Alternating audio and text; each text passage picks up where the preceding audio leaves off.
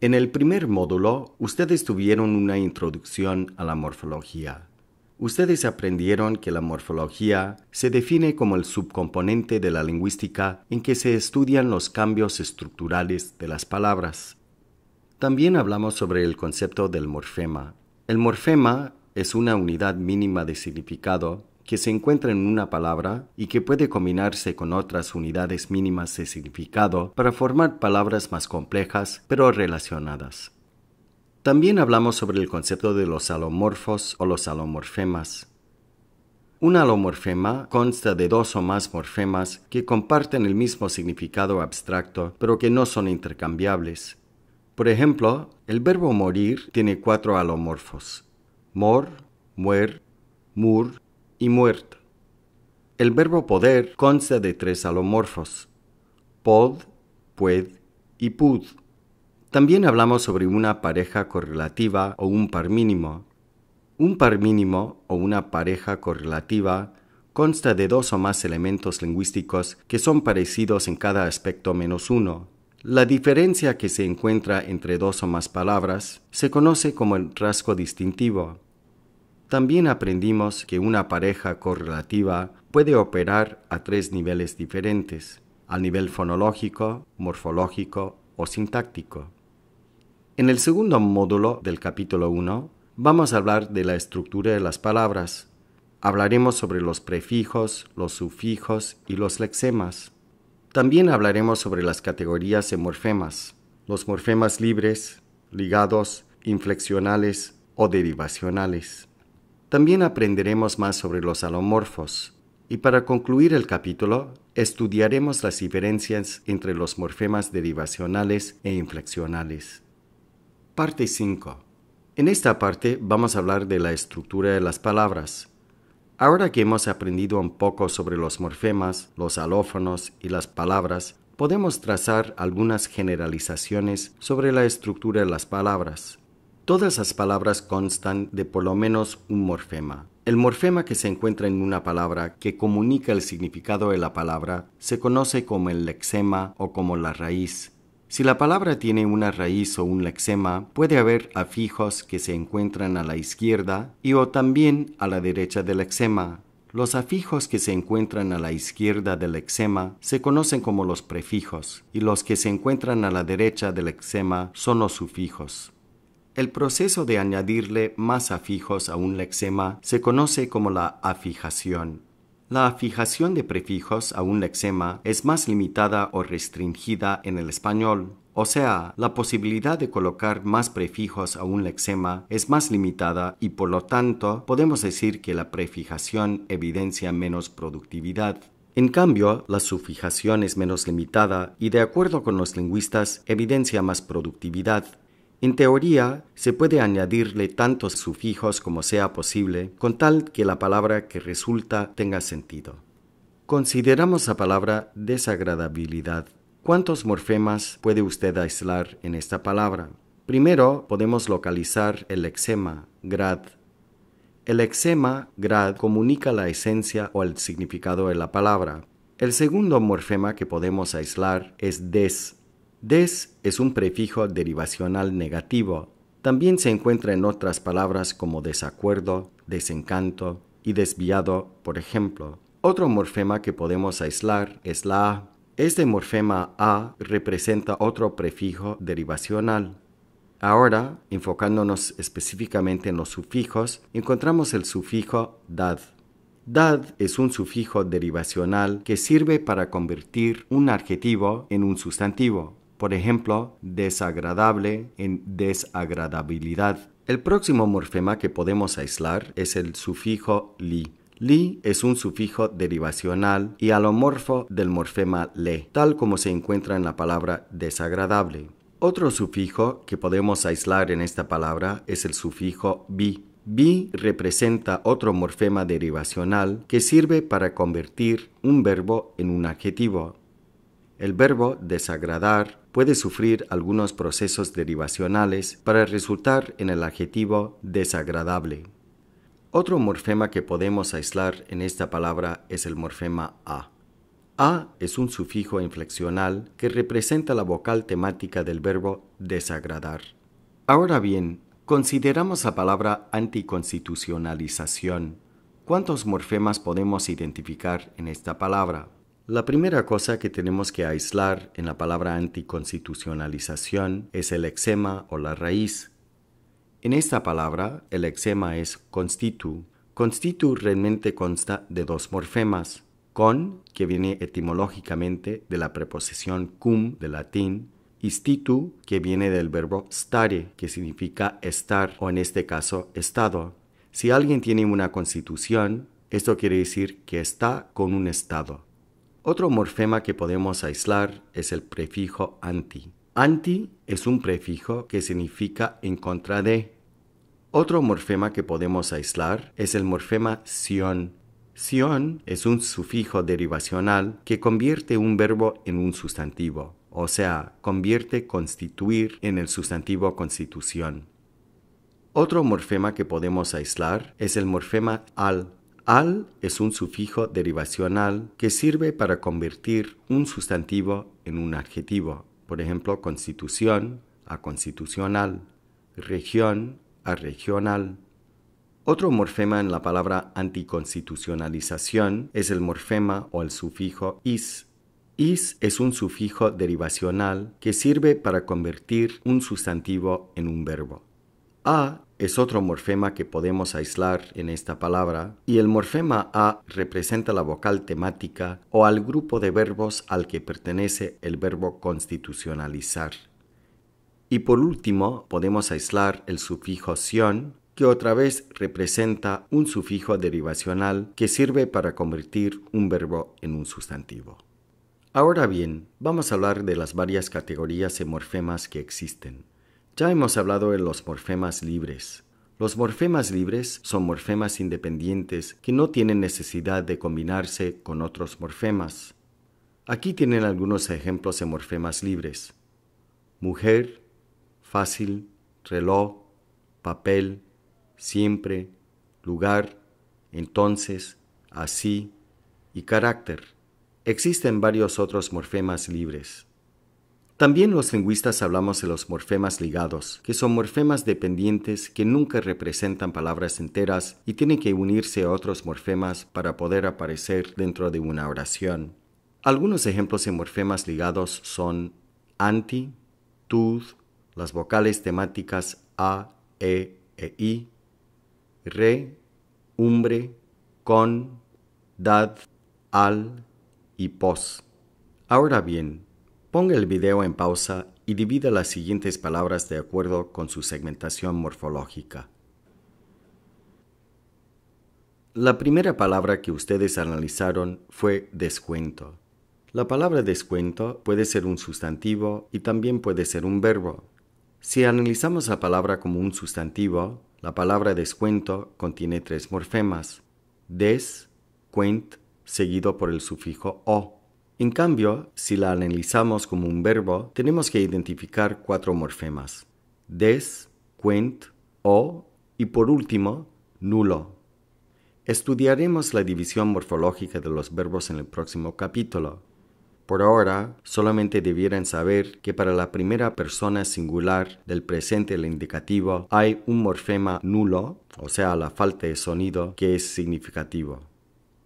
La palabra enrojecer. ¿Cuántos morfemas tiene la palabra enrojecer? La palabra enrojecer tiene 5 morfemas en total: en, roj, es, la vocal temática, y r. El morfema s, que se encuentra en este verbo enrojecer, viene de los verbos scere del latín. Scere significa llegar a tener la apariencia de. Hay varios verbos scere en el español, por ejemplo, oscurecer, parecer, enfurecer, empobrecer y enriquecer. La palabra gato debe ser muy fácil. Esta palabra contiene 2 morfemas: el lexema gat, seguido por el sufijo o, un morfema derivacional que indica el género de la palabra. Ahora bien, ¿cuántos morfemas tiene la palabra encasillar? Encasillar tiene 5 morfemas: en, cas, y, a, la vocal temática, y R. En el primer módulo del capítulo 1, nosotros aprendimos que los alomorfos representan dos o más variantes del mismo morfema y que ocurren con una distribución complementaria, es decir, son morfemas que no son intercambiables. Ahora bien, vamos a hablar de los varios tipos de alomorfemas que se encuentran en el español. Hay un grupo de alomorfemas que resultan de cambios vocálicos. Los alomorfemas que tienen cambios vocálicos representan el grupo más común y más productivo del idioma. Por ejemplo, juego y juguete, contar y cuenta, lluvia, llueve y llover, morir, muerto y muramos. También tenemos un grupo de alomorfos que resultaron de la evolución del latín clásico al español contemporáneo.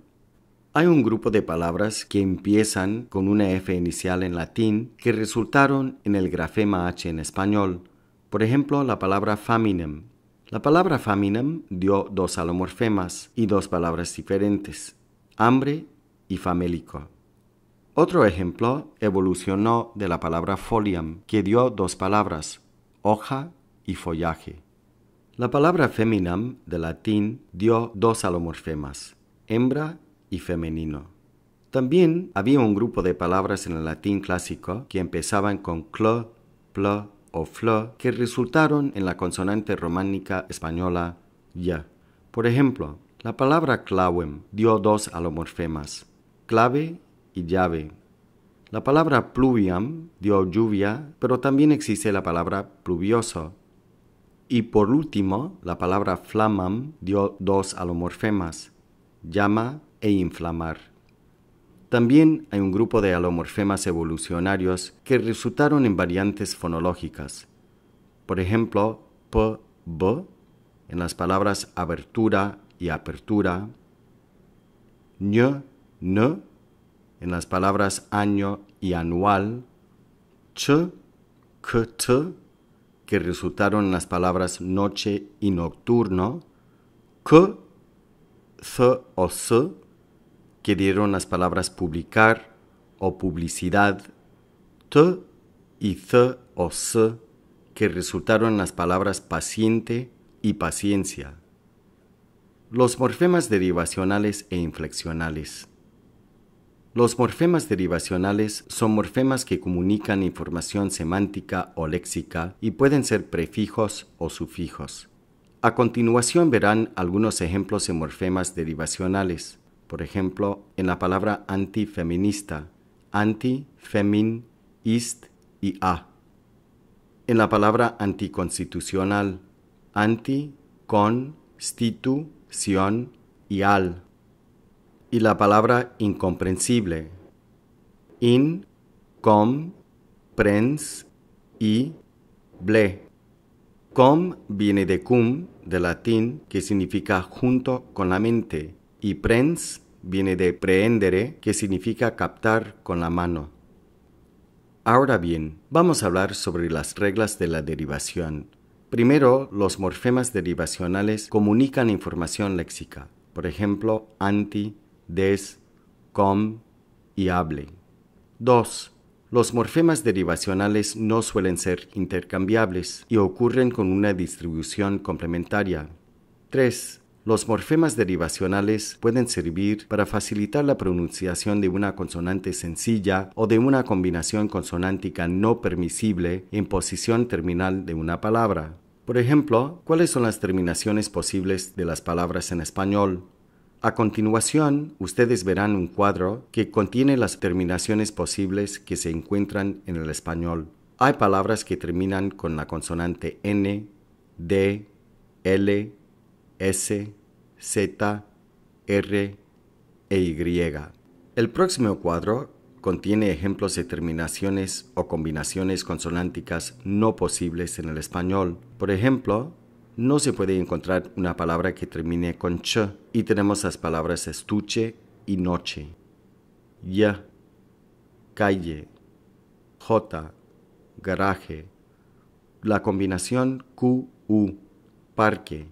No hay ninguna palabra en el español que termine con una T. Mente, M, infame, F, jefe. Algunas observaciones sobre los sustantivos. Los sustantivos pueden establecer género y comunican información léxica a la vez, pero ¿cuál es la dificultad que se nos presenta como lingüistas? De vez en cuando es casi imposible determinar si son derivacionales o inflexionales. Por ejemplo, tenemos un grupo de sustantivos únicos. Los sustantivos únicos representan el grupo más productivo de sustantivos que no tienen contraparte de otro género. Por ejemplo, existe la palabra ventana, pero no tenemos la palabra ventano. Existe la palabra mentira, pero no tenemos la palabra mentiro. Existe la palabra árbol, pero no tenemos árbolo ni árbola. Otro grupo de sustantivos son sustantivos emparejados. El grupo más grande son los que terminan con O y los que terminan con una A. Por ejemplo, la diferencia entre O y A muchas veces señala una diferencia de género o sexo. Por ejemplo, hermano, hermana, primo, prima, tío, tía, alumno, alumna. También la diferencia entre la O y la A puede indicar tamaño. Por ejemplo, banco, banca, cesto, cesta, bolso, bolsa, jarro, jarra. Y en España se dice río y ría. También la diferencia entre la O y la A puede indicar la diferencia entre el árbol y la fruta. Por ejemplo, cerezo, cereza, manzano, manzana, naranjo, naranja. La palabra masculina indica el árbol, mientras que la palabra femenina indica la fruta. También tenemos un grupo de sustantivos emparejados que constan de sustantivos relacionados etimológicamente. Por ejemplo, crítico y crítica. El crítico es la persona que hace la crítica. Leño y leña. Rayo y raya. Pero también tenemos un grupo de sustantivos emparejados que no tienen ninguna relación etimológica. Por ejemplo, acero y acera, plaza y plazo, libro, libra y libre. También tenemos un grupo de sustantivos que forman un contraste con tres palabras. Por ejemplo, costo, que equivale a cost, costa, que equivale a expense en inglés, y coste, que indica el precio en dinero. También tenemos un grupo de sustantivos emparejados donde se evidencia una raíz suplantada que indica el género. Por ejemplo, padre y madre, caballo y yegua, toro y vaca, yerno y nuera. Y por último, existe un grupo de sustantivos cuyo género es ambivalente. Por ejemplo, azúcar puede ser el azúcar o la azúcar. La palabra mar, que puede ser el mar o la mar. Sartén puede ser el sartén o la sartén. Y margen, que puede ser el margen o la margen, pero con una diferencia de significado. La forma masculina, el margen, indica el margen de una hoja o el margen de un libro. En cambio, la forma femenina, la margen, indica la margen de un río o la margen de una carretera. The pedagogical reality of gender morphemes. Si es inevitable hablar el español sin saber el género de las palabras, existen algunos trucos que los estudiantes pueden usar para facilitar el aprendizaje del género en español. Por ejemplo, podemos decirles a los estudiantes que los sustantivos que terminan en O son todos masculinos y los que terminan en A son todos femeninos. Si les damos esta regla, por la mayor parte usarán el género apropiado con las palabras. En 1965, William Bull calculó la probabilidad estadística con la que uno puede determinar o adivinar el género de cualquier sustantivo en el español basándose solamente en la terminación de la palabra. El siguiente cuadro contiene los patrones que Bull identificó. De acuerdo con las estadísticas de Bull, los estudiantes tendrán razón el 97% del tiempo si determinan el género de los sustantivos basándose solamente en la terminación final de las palabras, que con cualquier otra regla de género que les podemos dar. Desde esta perspectiva, es obvio que los indicios morfológicos finales de las palabras pueden ayudar a nuestros estudiantes a adquirir mejor las diferencias de género que se evidencian en el español. Ahora bien, en nuestra discusión de los varios tipos de morfemas, dijimos que los morfemas derivacionales son morfemas que comunican información léxica. También, mediante los procesos derivacionales, es posible crear palabras nuevas que podemos usar en el idioma. Ahora, vamos a hablar brevemente de los varios procesos de la derivación que se encuentran en el español. Un proceso de la derivación tiene que ver con la conversión de los sustantivos en verbos. Por ejemplo, ¿cuál es la forma verbal equivalente para los siguientes sustantivos? Noche, colonia y tarde. Para noche, la forma verbal es anochecer, colonia, colonizar, tarde, atardecer. Otro proceso derivacional sirve para convertir los sustantivos en adjetivos. Por ejemplo, ¿cuál es la forma adjetival para los siguientes sustantivos? Barba, barbudo. Fiebre, febril. Pelo, peludo. Otro proceso derivacional sirve para convertir los adjetivos en verbos. ¿Cuál es la forma verbal para los siguientes adjetivos a continuación? Oscuro, oscurecer. Frío, enfriar. Grande, agrandar. Otro proceso derivacional sirve para convertir los sustantivos en otros sustantivos. ¿Cuál es la forma sustantival de los siguientes sustantivos? Puerta, portazo. Zapato, zapatazo. Carne, carnicero. Otro proceso derivacional sirve para convertir los adjetivos en sustantivos.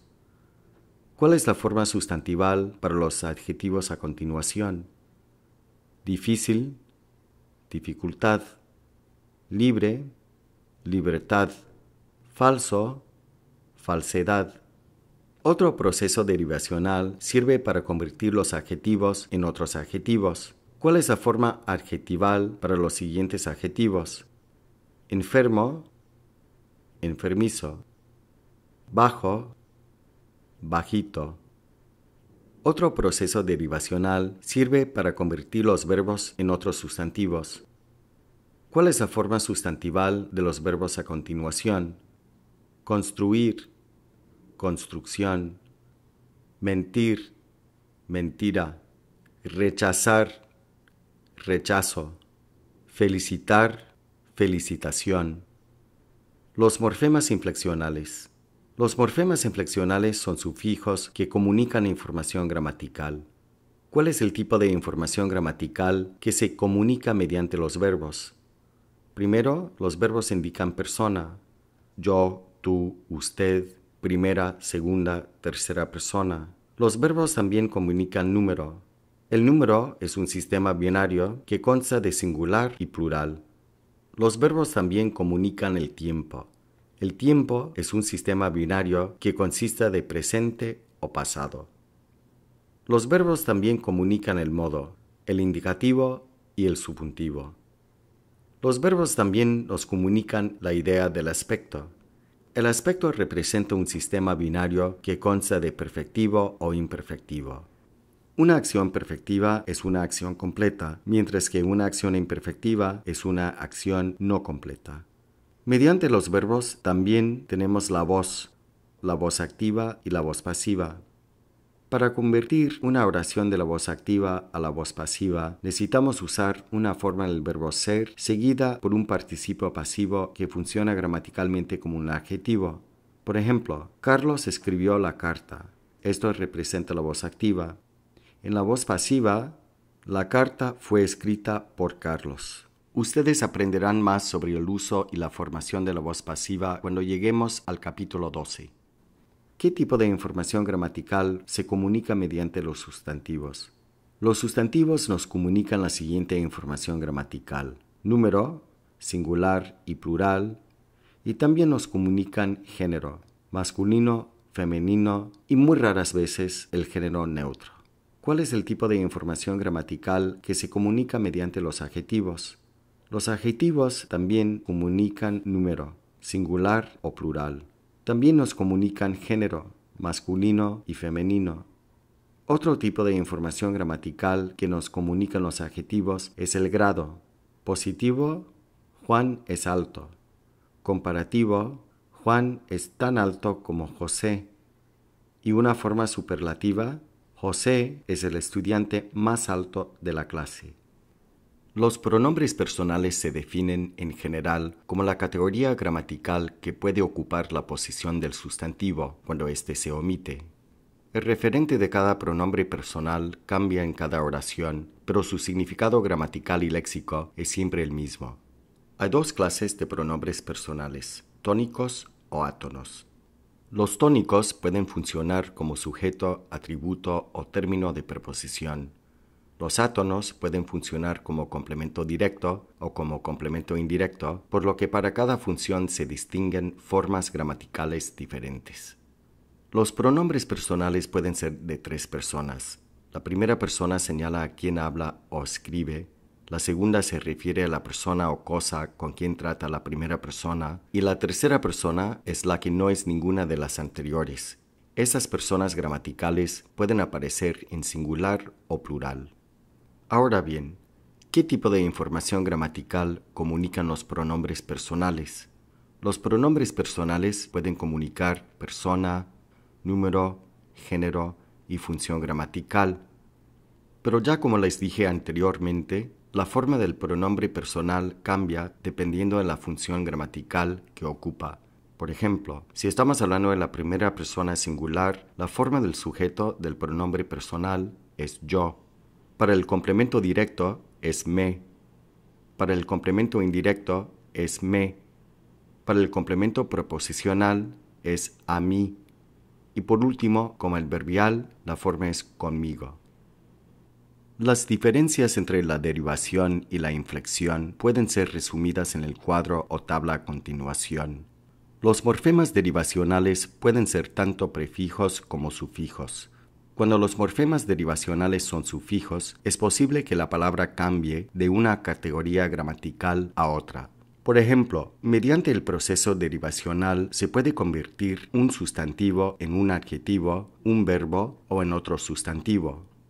A diferencia de los morfemas inflexionales, los morfemas derivacionales no son formas globales ni son formas totalmente consistentes en el idioma. Esto lo vimos cuando hablamos sobre los alomorfos que usamos para negar las palabras en español, y también nos explica la existencia de alomorfemas evolucionarios y los que tienen variantes fonológicas que discutimos en este módulo. Por último, sabemos que los morfemas derivacionales comunican información léxica o semántica. En cambio, los morfemas inflexionales siempre son sufijos y no resultan en cambios de categorías gramaticales. Por lo tanto, las formas de los morfemas inflexionales son muy consistentes y representan formas globales. Por ejemplo, sabemos que las terminaciones verbales se clasifican como morfemas inflexionales y que las terminaciones verbales son las mismas para cualquier verbo en el idioma. ¿Qué tipo de información comunican los morfemas inflexionales? Los morfemas inflexionales comunican información gramatical. Por ejemplo, persona, número, tiempo, modo, aspecto, grado y voz. Les advierto que no confundan la información gramatical con las categorías gramaticales como sustantivo, verbo, adjetivo y adverbio. Estos términos se aplican más bien a los procesos derivacionales. Fin de capítulo 1, módulo 2.